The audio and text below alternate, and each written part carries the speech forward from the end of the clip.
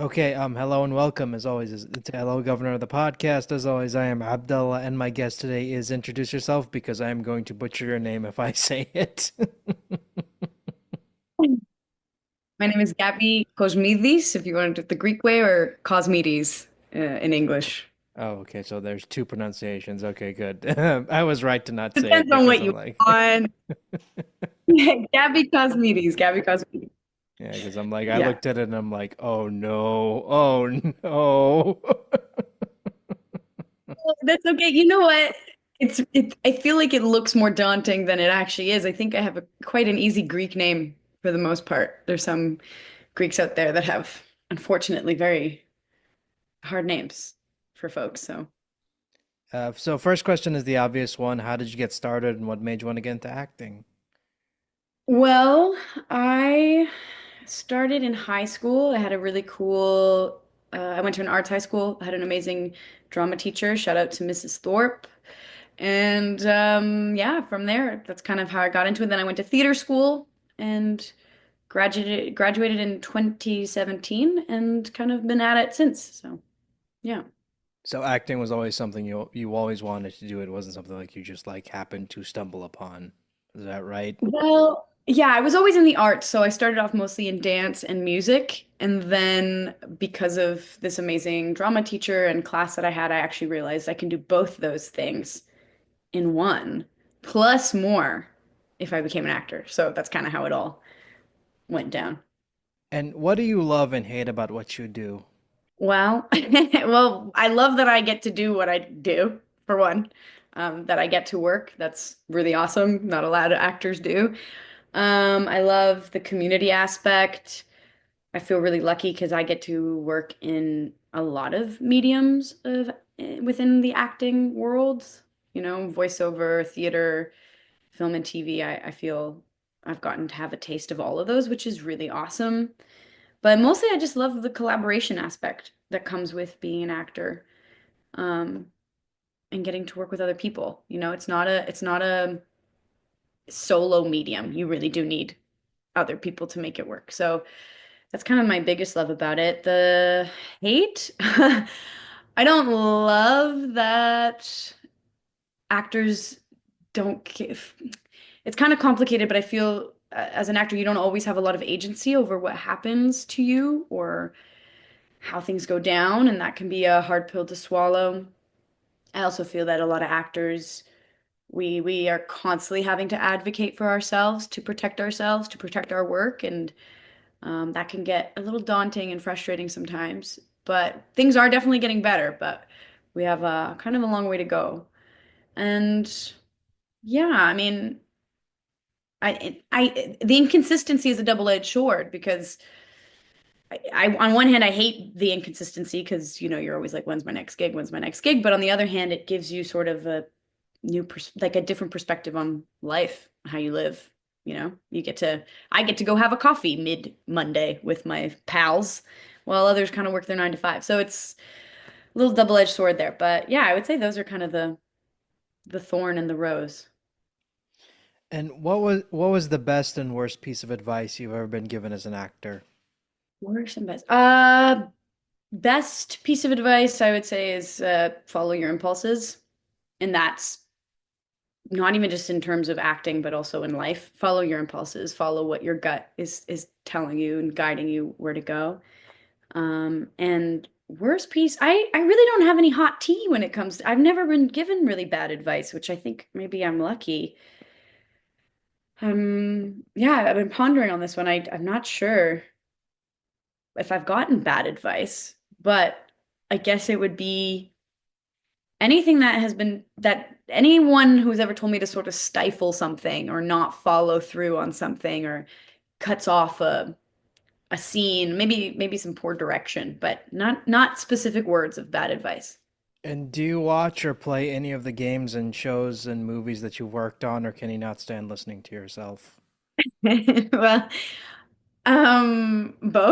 both. I can't stand listening or watching myself, but I have watched and played all of them. I will say I'm pretty bad at finishing video games, but I did start the Assassin's Creed Mirage and then didn't finish the game. I probably should have, but that's but I have watched everything. I will say I mostly just watched them at premieres or, like I will watch it to see it and then I will kind of be done with it and don't like sit at home and watch my stuff very often because yeah, it is it sort of gives me the ick. So you're just one of those people who just like sees it once and then it's like done, it's over. I'm never watching this again. Kind of, yeah, unless someone makes me watch it again. As it like for Zoopocalypse, we had two premieres technically. We had one in the theaters and then we had one at the Toronto Zoo. So I had to watch it two times in one day, which was a lot for me. And then, of course, then my family wanted to watch it, so we had to watch it there. And then, of course, people wanted to go see it in theater, so I had to go with them to watch it there. So I would say, out of all my projects, that's the one I've watched the most, and more out of necessity rather than a want or a need to. But yeah, it definitely it's just hard, then you're judging your work, and there's nothing you can do about it at that point because it's done, it's out. So it's a tough one. No, I mean it's you're not the first person I've had on here who you just like cannot stand listening or watching themselves. Like it's kind of funny like whenever you talk to actors, they're just like I cannot stand like watching or listening to myself because I'm too hypercritical. I'm just too hypercritical and I'm like, okay, Yeah, yeah, cool. true. Really But are. We're awful to ourselves. We're like, well, if you think it's good, that's great. That's nice for you. But the good thing about watching your work back is that you really can learn, how to adjust in the future on certain things. You're like, I could have actually done that better, or if I wanted the story to be clearer here, this is what I could have done. So there's a learning aspect, but it is, yeah, it's hard to do. and how did you get involved in Zoopocalypse? I auditioned like a lot of the folks on the project, but yeah, I auditioned and luckily they liked what I had to bring. And was Gracie the only character you auditioned for, or did you audition for any other character? I auditioned for Poot first and very clearly was not meant for Poot. I was quite devastated I didn't get Poot actually because I really liked the character. And but Christina Nova who plays her is perfect, so honestly, it was for the best. And then a few weeks went by, maybe a month or two. I actually don't remember. It was quite an like I had given up on the project. I was like, okay, I'm not on it. That's that. And then the audition for Gracie came in, and yeah, I guess I don't know. They liked what I had, so I got the gig. That's basically it. We had a few callbacks, and there she was. And what aspects of her character do you personally relate to? Hmm. Well, I kind of love. I'm not particularly this way always, but I do really love how earnest she is and how honest she is. She doesn't really hide how she's feeling ever, which I do strive to do in my day-to-day life. I strive for radical honesty, and I think Gracie does that. And she does it at the beginning with her family, even though, she's a little spicy, she's a little angsty about it all, but she's still being honest about how she feels and what she thinks. And she does it all the way to the end of the movie. She doesn't steer from that kind of moral compass of following what she feels is right and honest and true. And I think I am quite an honest person, but I feel like she's brought even more out, which is great. And what was your reaction to seeing Gracie on screen for the first time? Oh, amazing. I was gushing. It was amazing. It was so fun. I was lucky I got a little secret link before the premieres and before it was released. The producers were really sweet and they gave me a little secret link to see it. And I got to watch it at my family home with my parents and my nieces and my brothers, both my brothers. And yeah, it was really sweet actually. It was nice and exciting. And it was just cool to see everyone's work come together. And truly, it's like this with every project, but with animation, it really is hundreds of people making this thing come together. And yeah, I was proud, to be honest. And what's it like being a lead character in an animated film?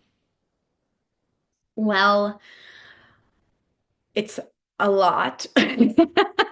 It's definitely like I will say I was lucky. I am on another show called Unicorn Academy, and so and one of the leads on that, and so I had some practice in the amount of work that it takes and the amount of really going through the scripts and making sure you're hitting all those points. Especially this one is really action packed, constantly running, lots of breathing, lots of mouth sounds because she's also an animal. So it's very detailed work, I think, regardless of whether you're a lead or not a lead.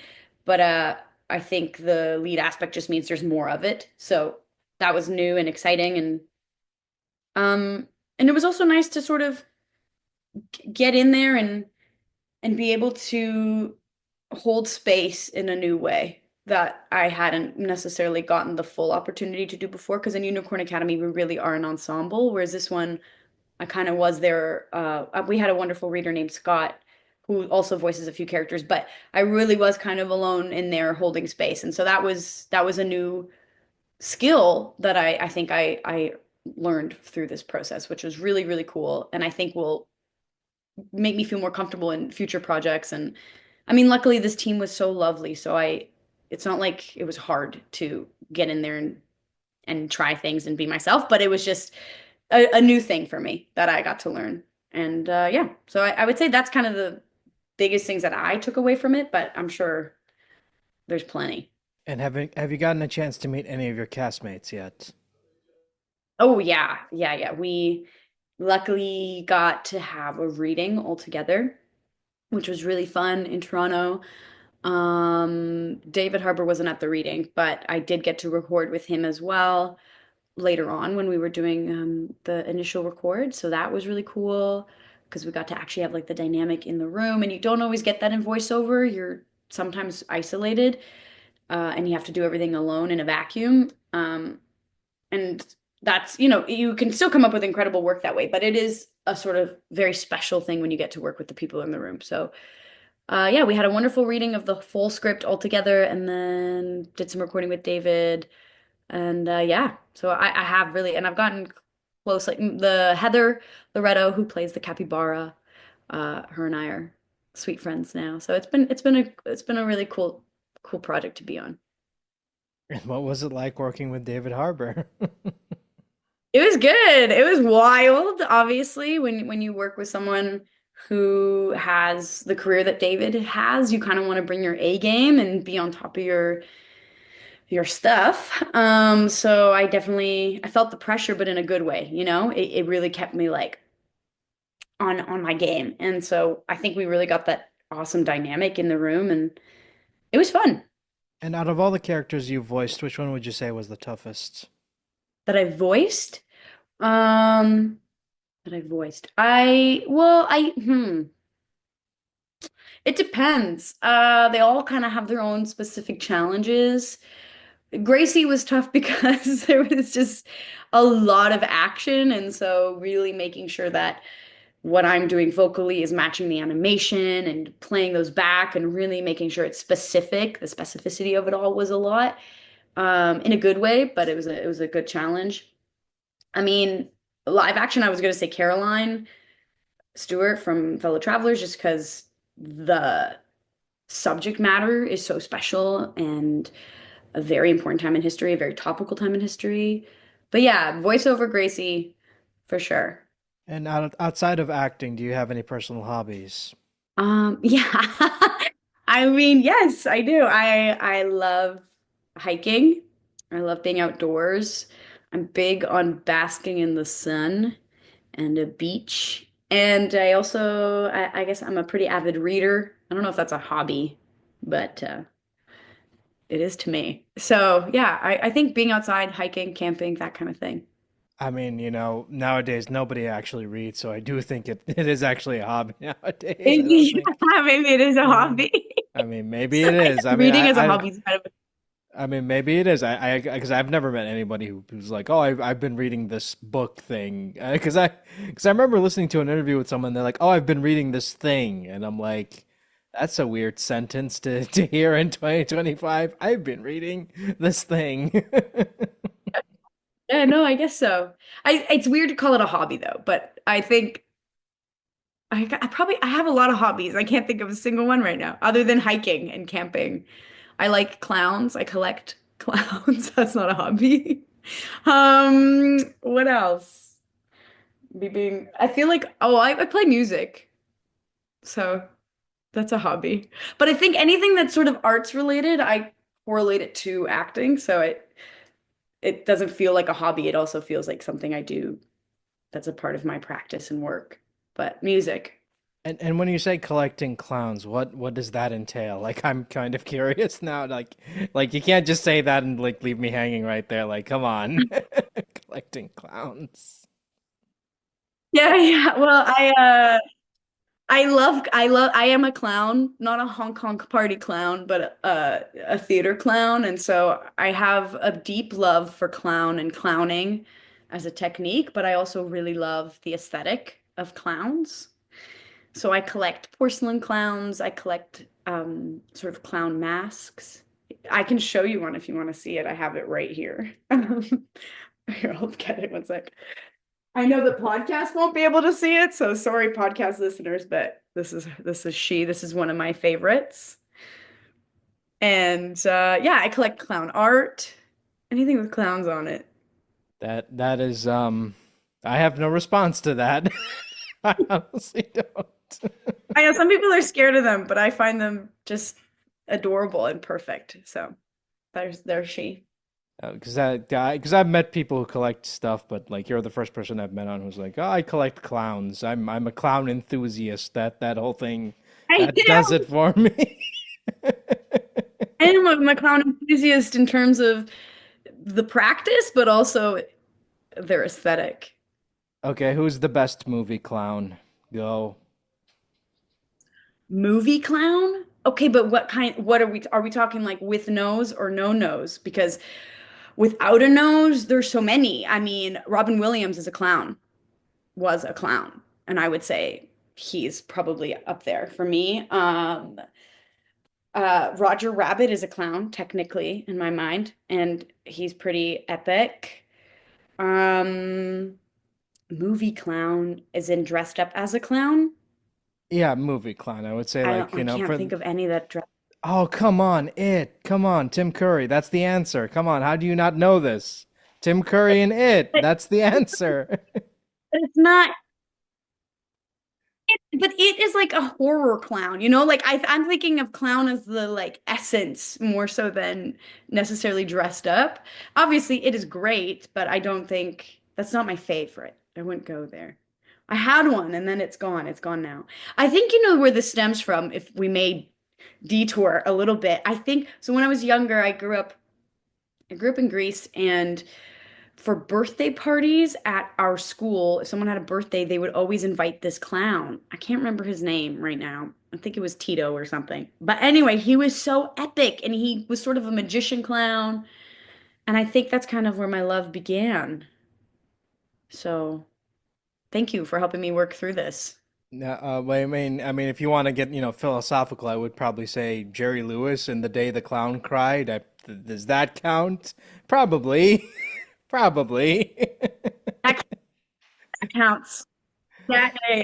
Look, there's many clowns. There's no rules really, other than it's sort of a childlike, playful essence. So anybody who's got that can Jim Carrey, a lot of people say he's clown, but I would say he leans more bouffon than he does clown sometimes. So kind of where it gets nerdy. It gets really nerdy.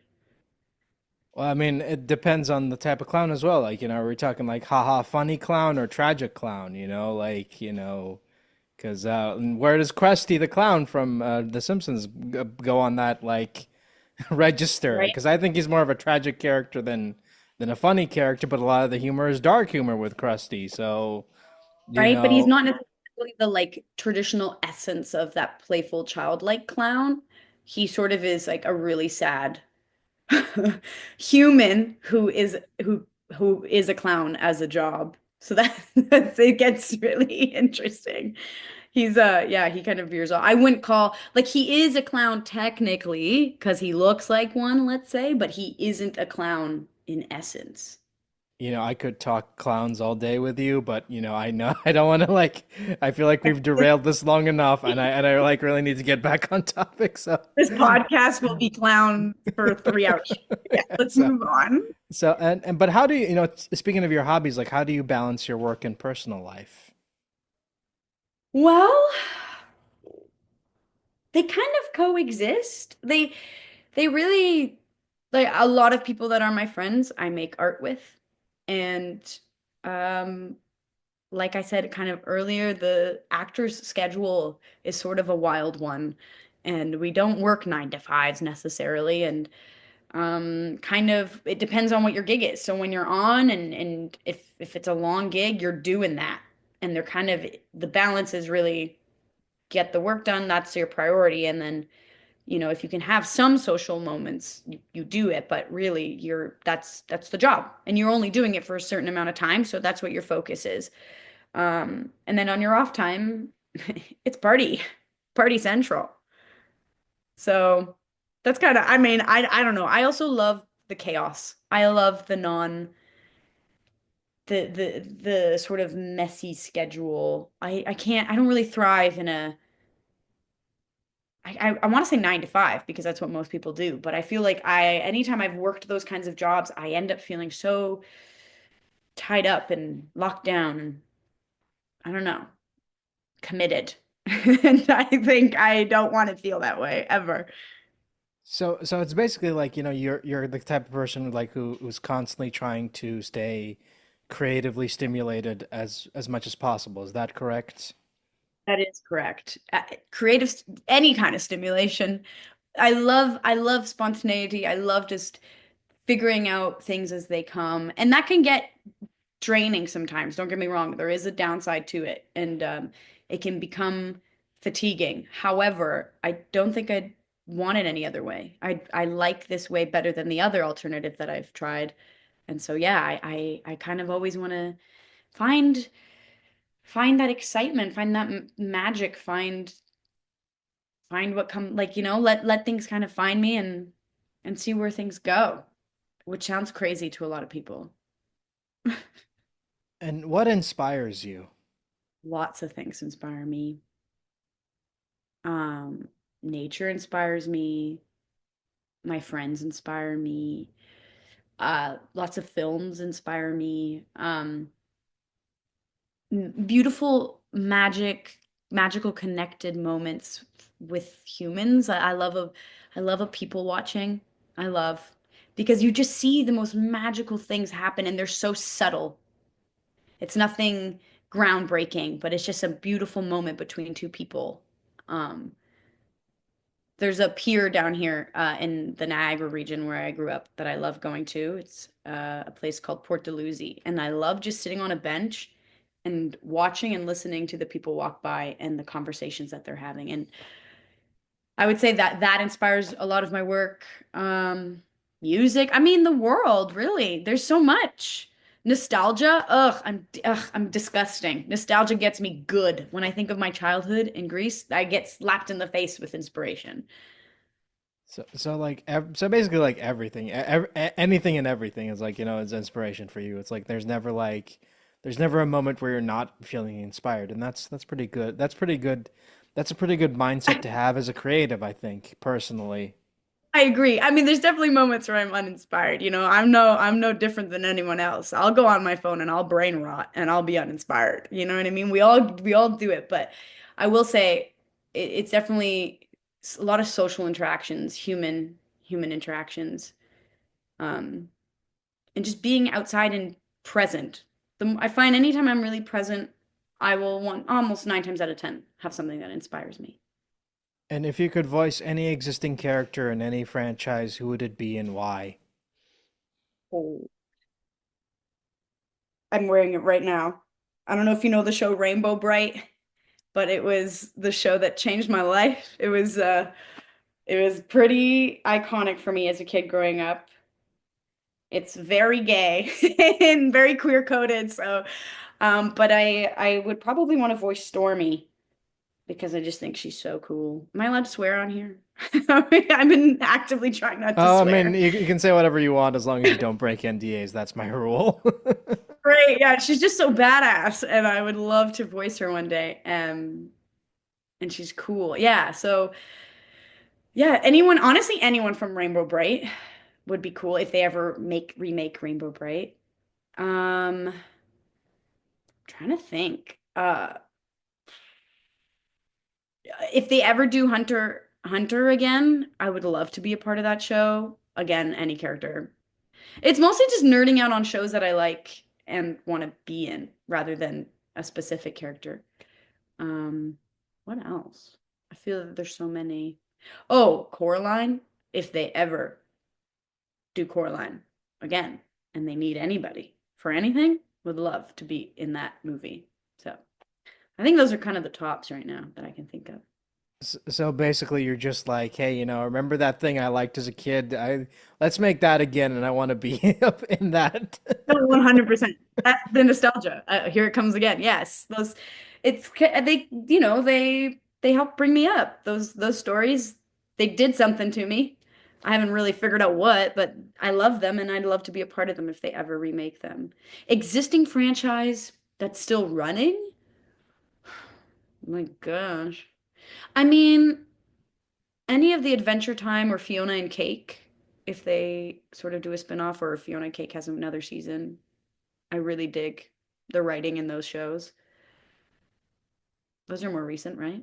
I mean, it can just be anything, because, like, I mean, honestly, like with the state of entertainment nowadays, like anything and everything's just getting rebooted, remade, continuation. It's like it's all the same stuff. Nobody's making new stuff anymore. I mean, they are, but it's not like, it's not.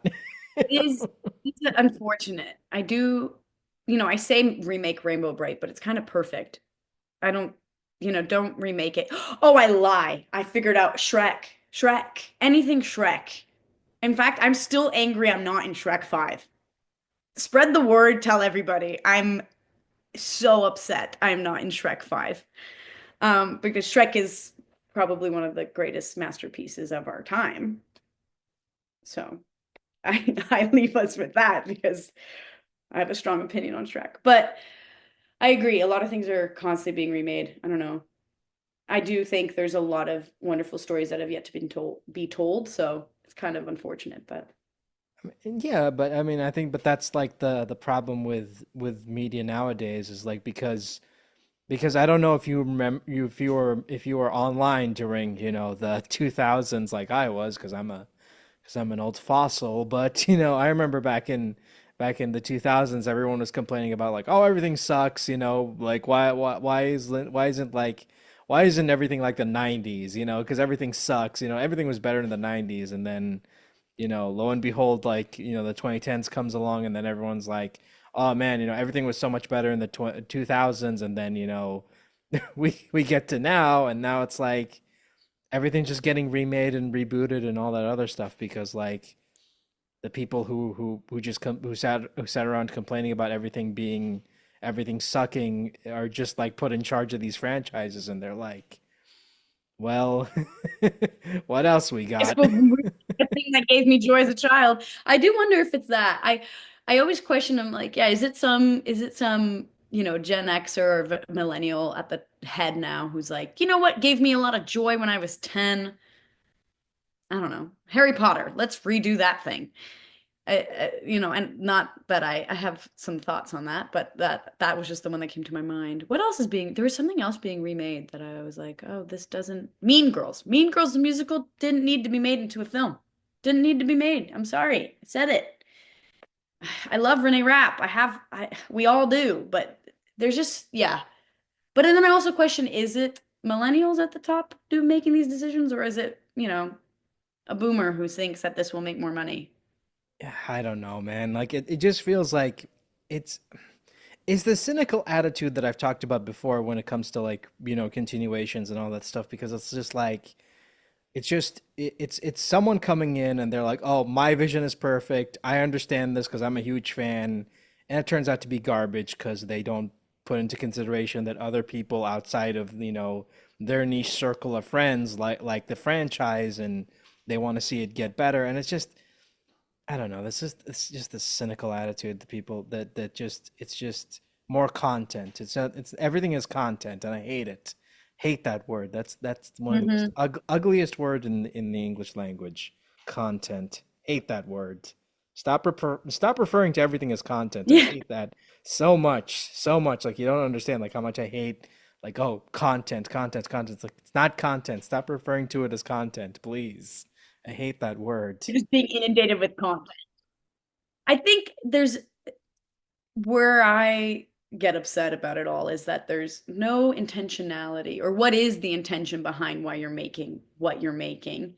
And what's the perspective? And is it fueling or is it useful for what is happening right now in the world? And I find sometimes a lot of the people at the top aren't necessarily artists, or they haven't necessarily worked on that craft. And yet they have all the money, they hold all the cards, and they make all the decisions. And so the artists are always the ones never getting to make the big decisions, and then you get kind of crap shows um over and over and over again. And it's sort of this weird vicious circle because artists are never the ones holding the money. So I don't know. I do question why things are made and what the intentions behind them are, and if they're useful to society at this moment. Because at the end of the day, yes, art is supposed to be entertaining and supposed to give us joy, but on the other hand, what is it doing? What is it saying? So I get it. I'm also Oh, tired of content. yeah, I mean, yeah, I remember having the conversation with someone 2 years ago where he's a writer, and he remembers like talking to another writer, and this other writer told him like, okay, your script is good, but what are you trying to say? What is it about?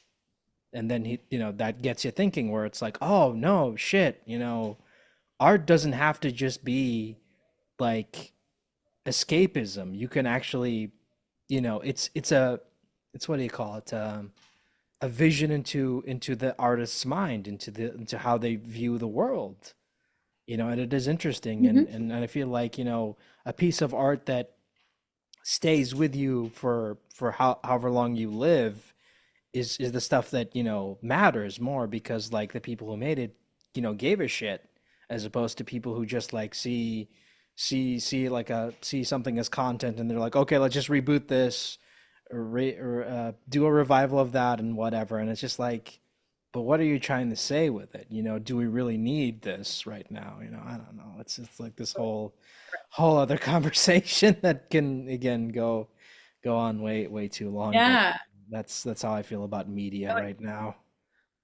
I agree. I agree. I think if you're going to revive something, you better have a gosh darn good reason to, and it better be topical for what's going on right now in society. That's kind of where I feel. Or hold up a mirror, at least. Something. I don't know. Yeah, totally. Before I wrap this up, can you give us an update on what you're currently working on, and where can people find you online? Update. I am currently in Unicorn Academy land, but I will give no other details on that.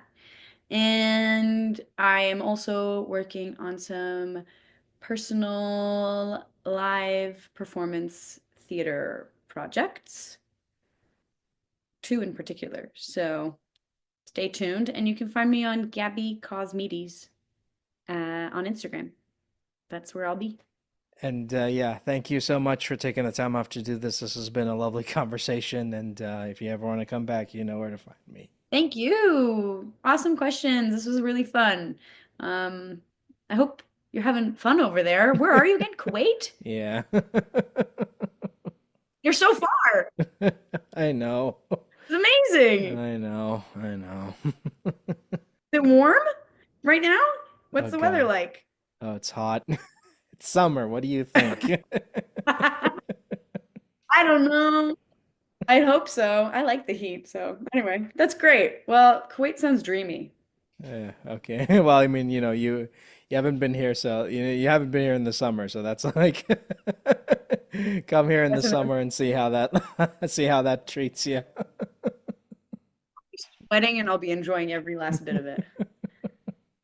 And you know, you're one of those weirdos who's like, yeah, no, I don't mind the heat. Everyone else is like, God damn it, it's so hot. But you're like, you know, it's fine. It doesn't bother But me. when it's true, when you live in Canada, I don't care. I'm freezing for 8 months of the year, so I'd rather sweat. That's how I feel. But anyway, yeah, thank you so much for taking the time out to do this. You know, we should Of do it course. again sometime, you know, whenever. But yeah. So yeah, take care Yeah. and yeah, see ya. Thank, thank you. See you around. Bye.